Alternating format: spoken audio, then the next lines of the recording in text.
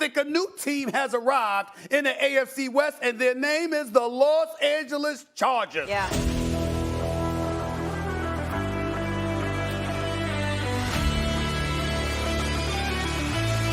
Herbert stops, launches deep. Jalen Guyton, he's got it! Herbert fires open, making the grab. Mike Williams down the sideline. On the 17-yard line, look out again. Carr, intercepted.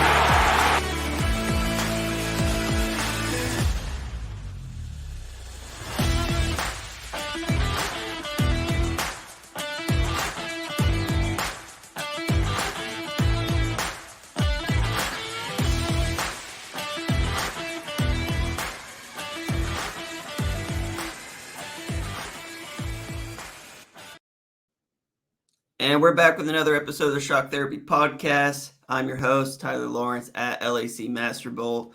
We got Zach Alfers here coming back from tour. How you doing, Zach? I'm tired, but long week, but I am so excited for football again. Those Thursdays, and then you have to wait 10 days to get back to football. Seems so long. But I'm glad we got a football game to watch next week. We got a lot of good college football tonight, so I'm a football fan. I'm happy. Yeah, it's a great time. You see Albert Pujols hit his 700. Oh my gosh, that's such a great thing in sports to kind of see. I love moments where it's like huge accomplishment, milestone that only three people had ever hit before. And wow, man, I love sports. How can you not be romantic about sports? Especially baseball, it's kind of weird like that, right? Like, because it's gone for so long, and there's always like the most obscure like stats, but like that's a big one. Only the third guy to enter the 700 home run club, and the only guy of the guys in that club to hit 699 and 700 in the same game. But awesome! What an amazing player. There's a lot of talk that he's a lot older than he is, because during that era, a lot of Latino players would forge their birth certificates saying that they were 18 when they were 15, 14. He's never came out to actually say how old he is, but there's a lot of talk thinking that he's like 45, 46. So that's an old man out there swinging the bat still. I think he's about to hang it up soon, but a really outstanding career that we got to experience it. Yeah, and it's crazy. He hit two of them in the game to go and get it against the Dodgers, which nobody likes the Dodgers. No, it's fun. That's fun. It is fun. I'm so happy for the guy. So happy for the guy. So, and then he even got to the first person's hand that he ended up giving a high five to was Adrian Beltre. There you go. Did you see that? And no, I didn't. I only watched it came across like my ESPN ticker, and like I saw like I just saw the highlight of it. So I wasn't actually watching, but that just respect right there. Like, Beltre's been in the game for a long time too. Hell of a player himself. Different player, but a hell of a player. So, and at that point, like those guys, Dominican Republic, and those guys play so many baseball games. Like, they play a game a day, 180 over across their season. So they're all buds at the end of the day. It's a fraternity out there, and so they take care of themselves. How's your baseball team doing? My Pods? Not the Padres. Well, I'll be at a game on Tuesday next week, the first of that last series of the Dodgers game coming up. So I'll be there on Tuesday. It's a real tight race to get into playoffs right now. There's three teams that are kind of neck and neck, and Padres went in that 5-game win streak, which was huge for them. That was big. Yeah, they need. And it's crazy, even though Tatis, even with, Hader not being super productive since he's been in there, and even, Josh Bell not really hitting like we were expecting him to, that's still a really good, talented team at the end of the day with no expectations. Like, those are the most dangerous teams come October. Like, do you remember that Dontrelle Willis Florida Marlins run? They got in as a wild card and ended up meeting the Yankees in the World Series. Like, baseball is fun like that because you just need to get hot at the right time, and it seems like Padres are building the momentum at the perfect time. All right. Well, let's get into some football. I was talking about your team in terms of your job. That team. We're almost done. We have our last 3 games. Monday through Wednesday.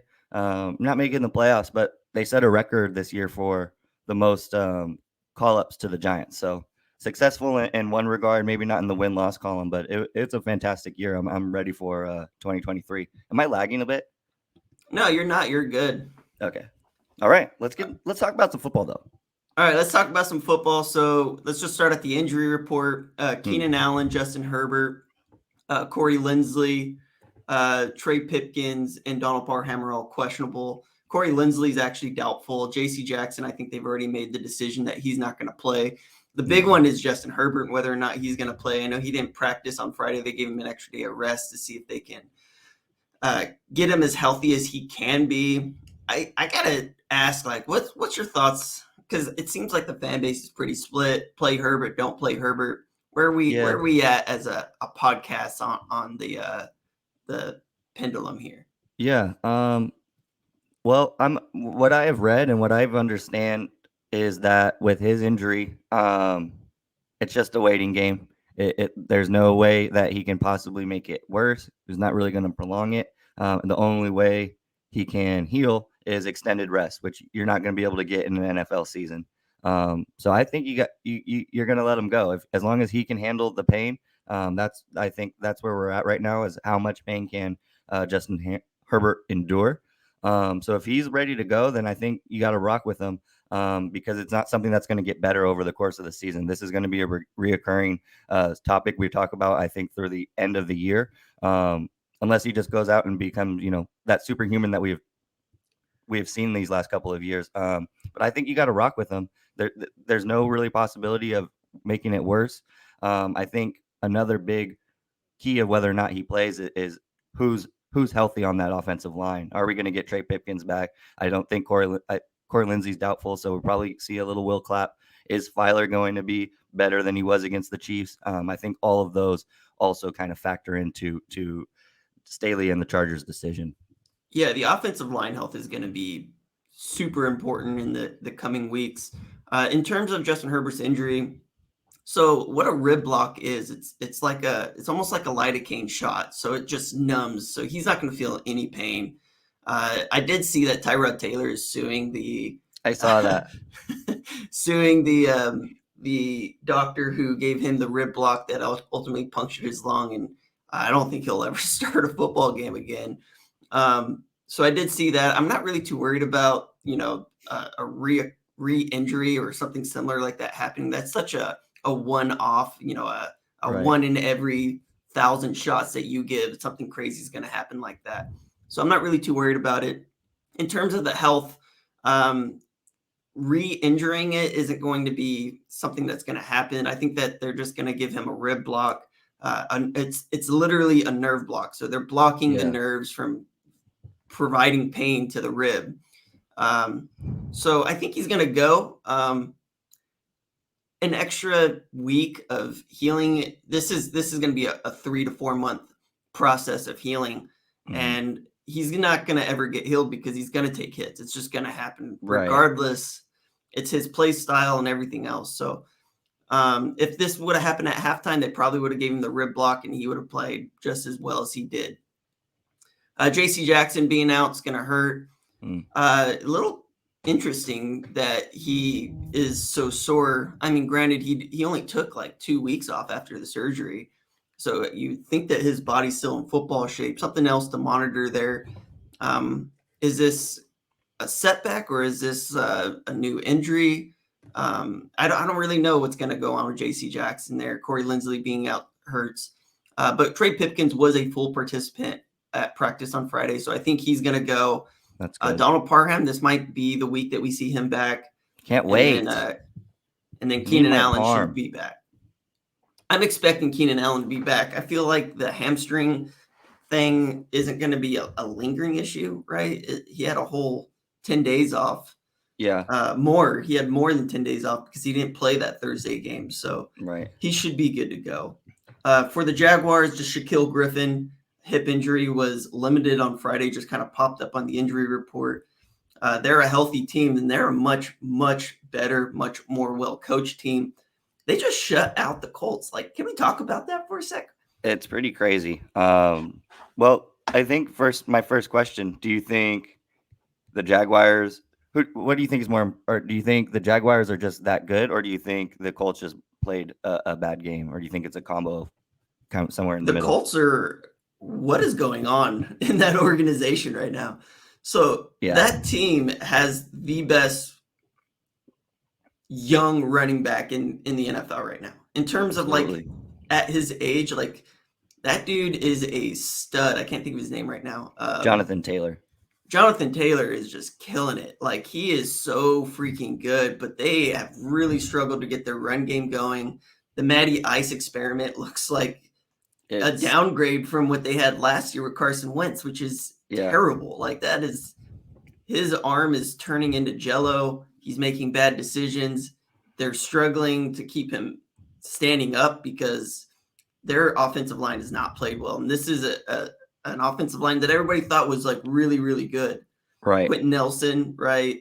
They should be. That's the thing. You look at this roster. This is just a roster that's way underperforming for the talent that's assembled, because there are some amazing players, and I think they're way too talented to continue on this path. I think they're going to, turn it around here soon, but it really only takes a couple weeks for you to be, completely removed in a 17-game season. It doesn't take much. So they don't get it back on the, track soon.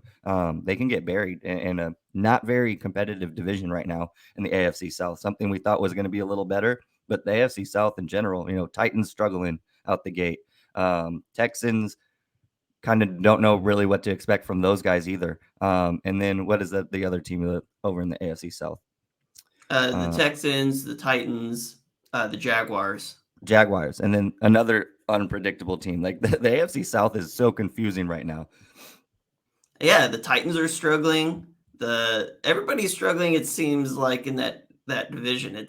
I don't know what's going on. That whole AFC South is a wild card. I think anybody could win it, to be honest, including the Jaguars.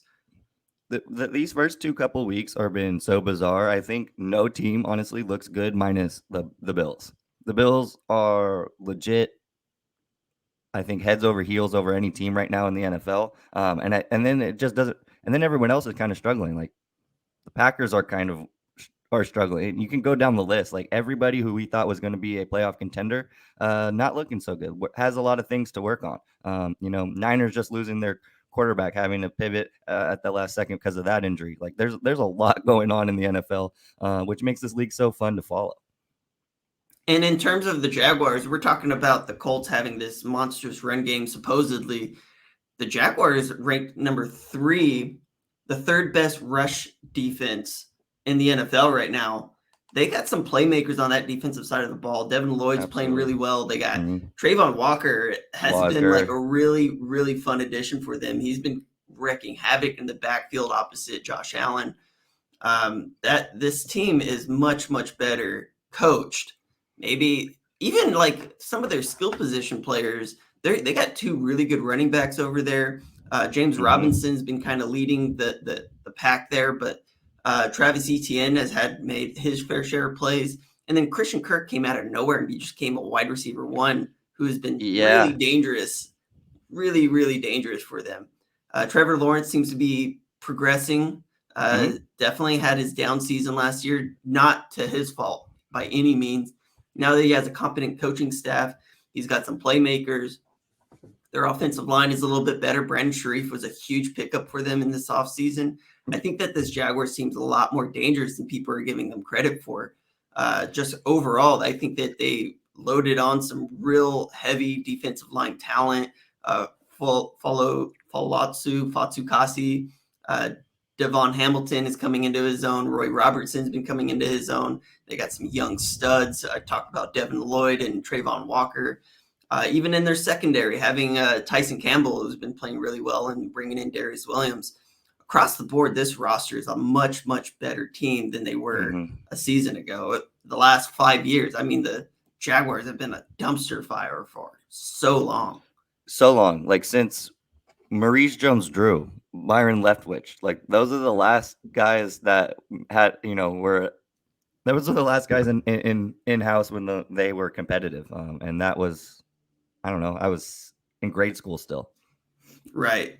Going across their top offensive graded players, Christian Kirk, 78.4.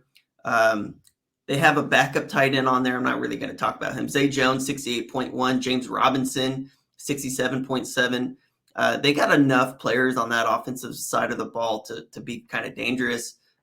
Where I just talked about Trevor Lawrence, but Trevor Lawrence finally looks like the franchise quarterback that they wanted him to be last year due to the terrible head coach that they hired last season.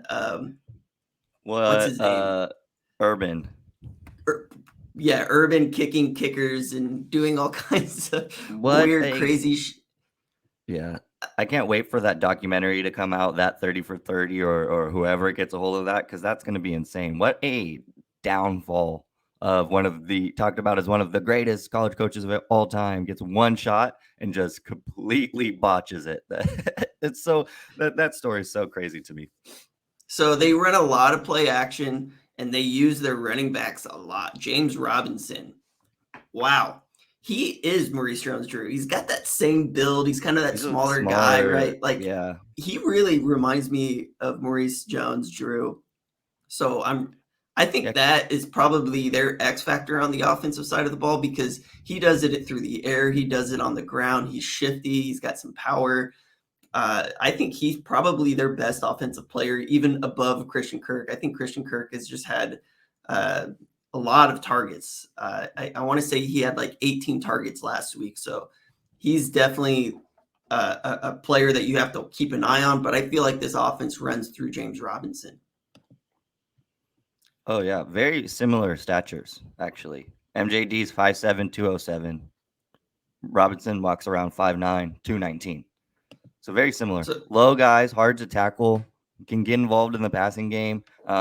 Some guy I drafted really high last year in my fantasy drafts, who, because of that shit show that was the Jaguars organization last year, didn't really, was dealing with some injuries and then did not perform very well. And he is coming out of the gates red hot. Travis Etienne was supposed to be the hands down starter. James Robinson's making that very, very hard for the Jaguar coaching staff to go away from him, because he, like I said, is on fire right now. He's only averaging 3.8 yards per carry, but he's being super efficient picking up first downs. He's also a threat to break away. Like, if he finds a running lane and he hits it, you're not going to catch him from behind. He's not like a 4-3 guy by any means, but he's got enough juice. He's got enough horsepower to just not get caught and stay ahead of the pack. Travis Etienne is another big playmaker for them. Been doing it mostly through the air for them, but he's averaging 5.2 yards per carry, so he's being super efficient with his carries. And then he's also a threat through the air. He's got 5 catches for 51 yards. They haven't really unlocked him all the way yet, but he's definitely a player that is going to be a really good role player for them. They still have him under contract for the next 3 seasons. And then you just look at everything that he did at Clemson. Like, he was the second best running back last season behind Najee Harris, and he's just not getting the same opportunities as Najee. But I think that he's more dynamic and with what he can do. When you look at Najee, you're looking at kind of like a smaller Derrick Henry. It's the guy who's got a lot of power. Najee's fun to watch. I'm hoping the Steelers can get it around, because he's fun to watch when he has a full head of steam and he gets to run the football. I really like Najee Harris. Yeah, so Travis Etienne, a little bit different kind of a player that's really a threat out of the backfield when you're, throwing screens his way and stuff like that. So those are 2 guys you got to monitor there. Christian Kirk has 12 receptions, 195 yards. That ranks 9th highest in the NFL right now. So he is their go-to guy. He's got 2 touchdowns of his own. He's got 4 big plays that he's been credited, and he's been a threat run after the catch. He's got 80 of the 195 yards he has, 84 of them come after the catch. So big player for them, a big sign that everybody was laughing at the contract that he got. Like, how did this guy, who is the 3rd wide receiver on the Colts Cardinals last season, is turned into a legitimate threat for this offense? He's earning his money. And he's playing really well. I don't think it's just like a fluky couple of games. Christian Kirk is a legit receiver, showing why he got the money he got. Interesting, just taking a look at that receiving core. I don't think they've drafted any of those guys. I know Zay Jones. Zay Jones wasn't drafted. Evan Jones came over from the Giants. Zay Jones came over from the Raiders last season. Marvin Jones has been on the team for a while. Yeah, but he was a bit on. I'm saying like he wasn't drafted. Yeah, Jamal Agnew. He was Jamal Agnew. He came from Detroit too. Jamal Agnew came from Detroit. Mm-hmm. Yeah, so they haven't drafted. All those guys have been free agent acquisitions. That's just interesting. You don't really see Dan that. Arnold came over from the Panthers. They traded for him last year. Yeah, not a single one of those guys on their receiving core outside of their running backs have been homegrown talents too. For them. Just interesting, something to monitor. I guess pretty effective though to go grab all of those guys in free agency, because looking at that, that's a good receiving core. I wouldn't say great in any means. I think it's an elite, top 5, top 10 guy from being really, really good, but solid across the board. Very underrated group, I think. You throw Evan Ingram in that equation. Trevor Lawrence has some options out there. He just needs some time to get the ball out, and that offensive line with Brandon Scherf in town. They just drafted their new center, Luke Cam Fortner. Robinson. Yeah, Luke Fortner looks pretty good himself. As a I think he was like a late second round pick. He's taken over in place of Tyler Shatley, who started for them all last season. That's big. I mean, that's huge. Only been in house for a couple of months now, but to overtake Tyler Shatley as a young, I think 3rd round pick. Regardless, he's been playing really well, and so this team, I know we were kind of laughing about it, I think on Thursday, like, oh yeah, this is going to be a blowout, and then I don't think anybody was expecting the 24-0 shellacking that the Jaguars gave the Colts. But this is a good football team that I think people are sleeping on for the most part. Yeah, I went back and watched some of their game film. They played the Commanders really close. They did. And it wasn't until Scary Terry made that huge play toward the end of the game that really put that away.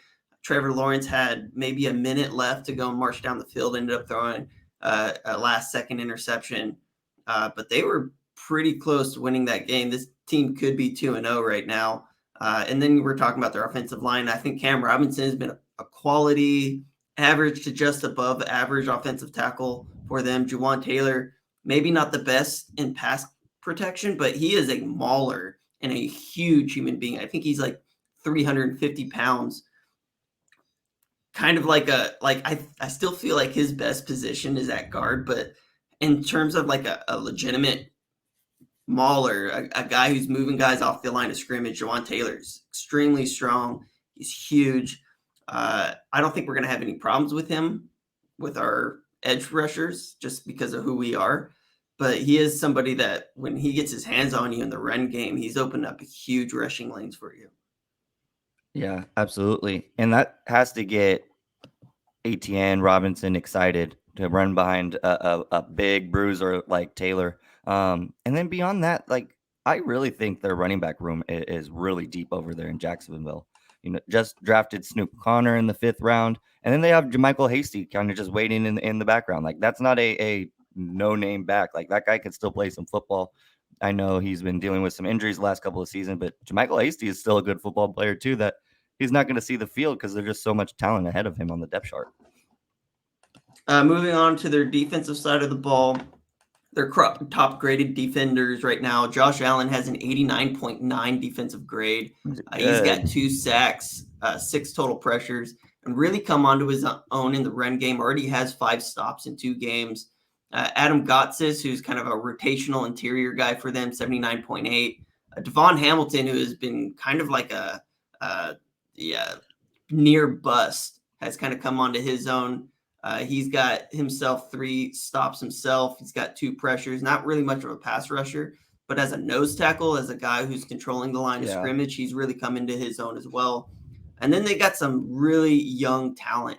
So you're talking about Devin Lloyd, who leads the team in tackles right now.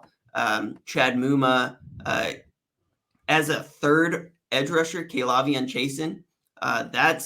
That's probably one of the best rotational edge rushers for a true number 3 that you're going to find. Fatsukasi and Robert Harris as 2 other guys who have been able to kind of help control the line of scrimmage. I think that the defensive line of this team is extremely strong, but Devin Lloyd, I think, is going to turn into one of the best linebackers in the NFL very, very soon.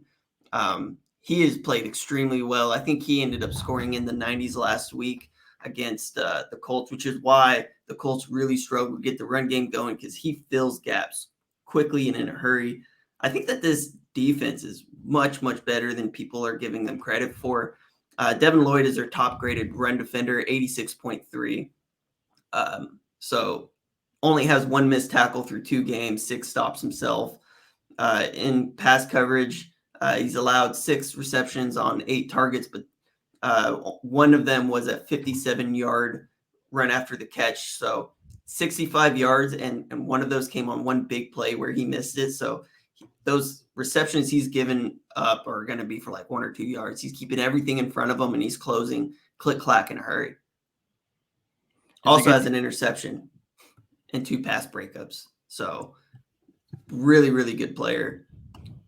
Kind of what is the, I guess if you're the Chargers, we're assuming that Justin Herbert's going to be playing. What is your game plan here? Like, where are you going? I mean, my initial thought is like, you got to get, I think we're at the point where we are so inefficient running the football that everybody knows, like, nobody's biting on play action. They're not worried about it. So I think, but against a defensive front like this, all those guys you mentioned, really great run defenders up there. We are struggling to move the football as an offense, have some injuries at key positions. Some of our best run blockers are not 100% right now. So for me, you got to get what is the other staple of the Lombardi offense? It's the short passes to open up the big pass. So I think we got to see more screens. The screen game has been so underutilized this season, but it's been effective. Every time we run a screen, we're getting good yardage.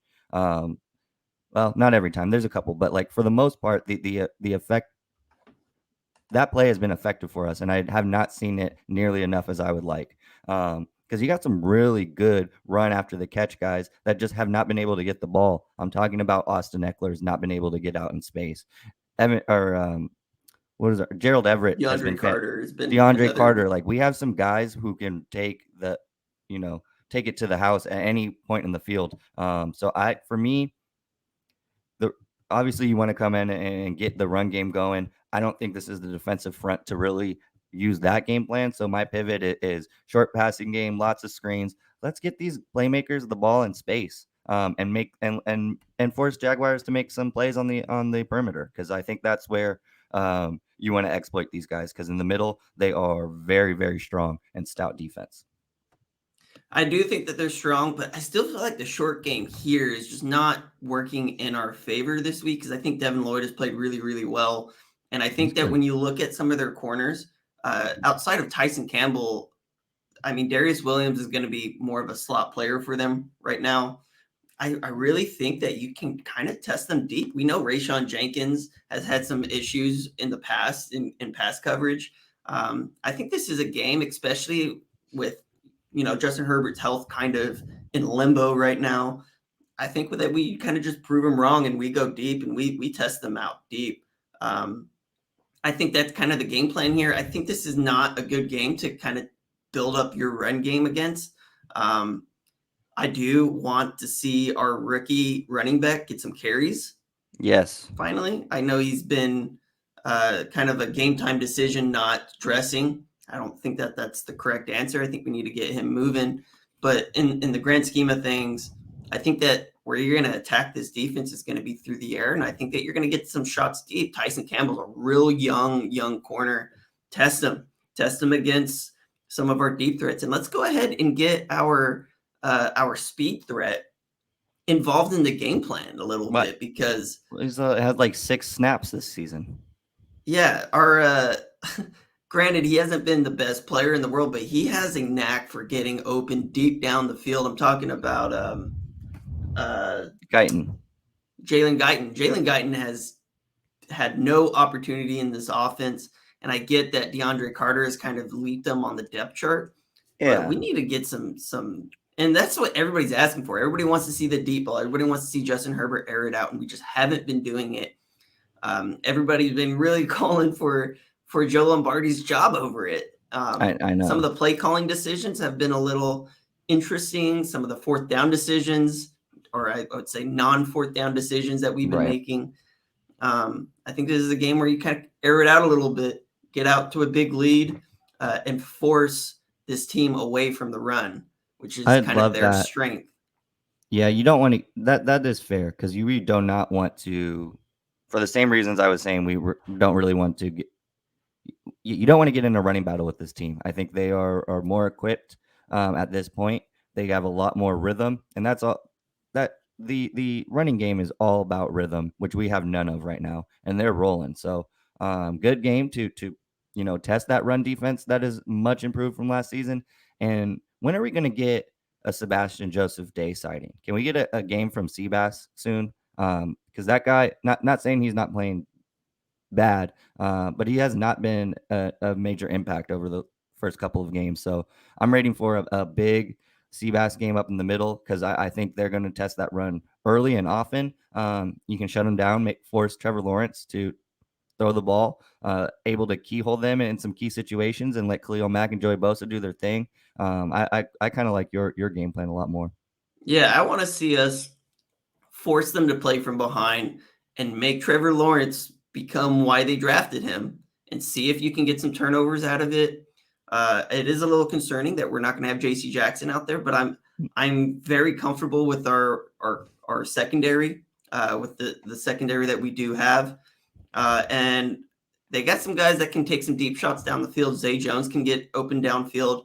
Jamal Agnew is extremely fast, and he is a threat, especially in the return game. So that's something you have to monitor. What is our coverage units going to look like on the kickoff and punt?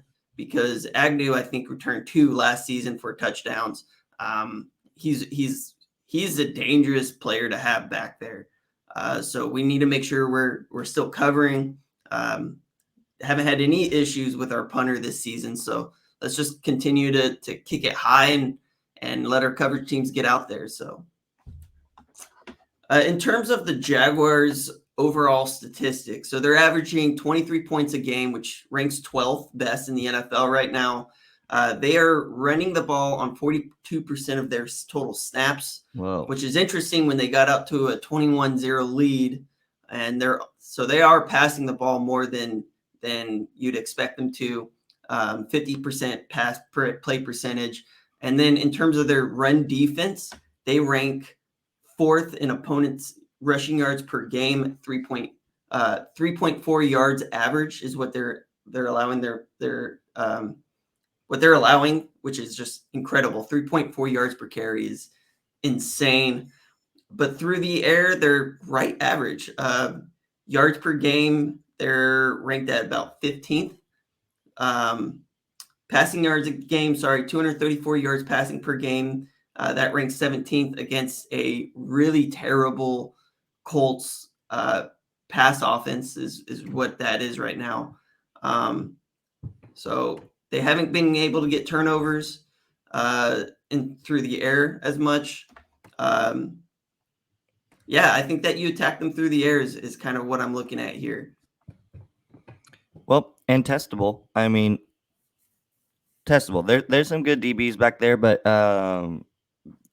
anybody that you need to completely avoid, like a Darius Slay or a Jalen Ramsey, I don't think so. I think all of these guys are testable. I respect them. I think they're a good bunch, but they're not. It's not a group that instills fear in me in any way. No, definitely not. For the Chargers, they are averaging 24 points a game. That ranks 11th best. 378 yards per game. That's 10th best. They are rushing on 40% of their total offensive plays, 60%. And then also Justin Herbert's completing 71% of his passes. That's 5th best in the NFL right now. 71. Granted, everybody wants to see them kind of air it out, but we've been very, very efficient in the short stuff overall. We are, what else? For takeaways, we've generating 1.5 per game. That's ranks 10th. And then 7th in interceptions thrown, which is kind of irrelevant with just 2 games. So I'm not really too worried about that. One thing I do want to point out, though, penalties per play, we ranked 6th best. So we have been keeping the penalties at bay. Defensively, a little bit more, though, 28th. So not a whole lot of penalties on the offensive side of the ball, but we are having a lot of penalties on the defensive side of the ball. Yeah, that's about it for the statistics that I got. What are your thoughts on this game? How's this going to go? I have a kind of feeling that this one's going to be ugly. Superstar quarterback, not 100%. Playing an up and coming, a young team who wants to prove themselves. I think this is going to be a battle. And I think it's going to be like a 24-20 last second kind of field goal. And that's what I'm going with. Chargers take this one, go 2-1 on a last second field goal. But I think this is going to be a grinded out, sloppy football game. But to be where we want to be, you have to win these kind of games. I think we got in a similar kind of slugfest on Thursday. Thought we were a better team for most of that.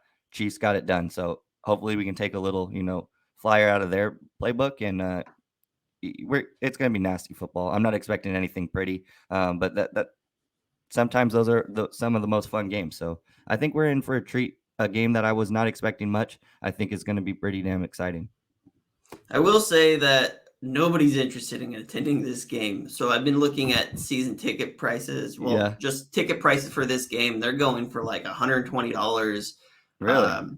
It's very not a game nobody wants. I'm not even going to this game just because it's just not a team that I'm very interested in seeing live. But I feel like this is one of those games that's shaping up for us to lose. It just feels that way. It just feels like one of those like let down, learn from it, and come back with some anger next week.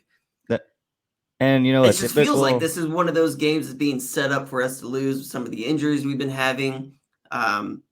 We have 2 players that are banged up on the offensive line. Matt Filer has not played all that well. Zion Johnson has been a nice pickup for us. Like, he's been playing pretty well.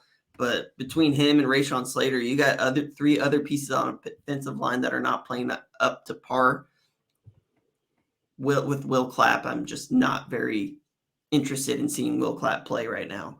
And as backups go, he's not bad by any means, but going from the best to a backup is significant, especially with what we're going to do.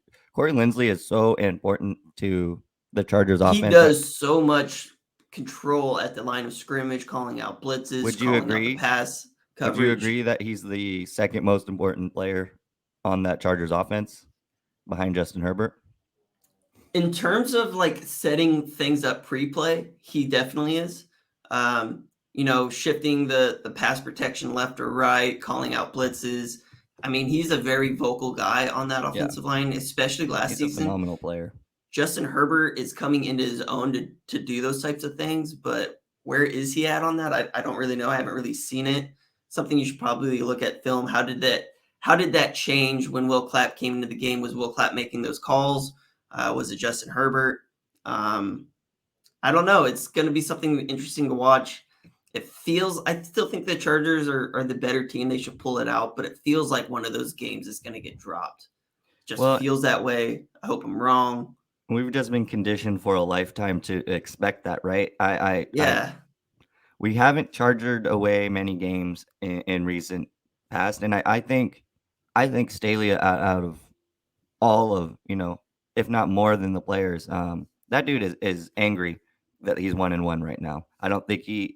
I think we shouldn't be. I mean, when you look at this Chiefs game, we had 3 turnovers that got returned. So it's like the interception. I'm angry out of it now. We did. Yeah, we completely overpowered the Chiefs. There's no way we should have dropped that game.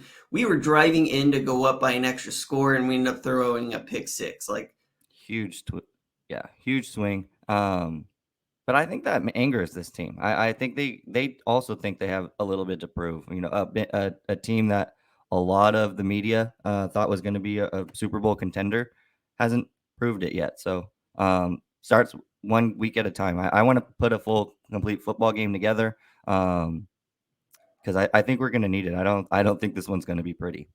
No, definitely not going to be a pretty game by any means. But let's go out and let's get a W. I'm going to be smoking some ribs starting in the morning.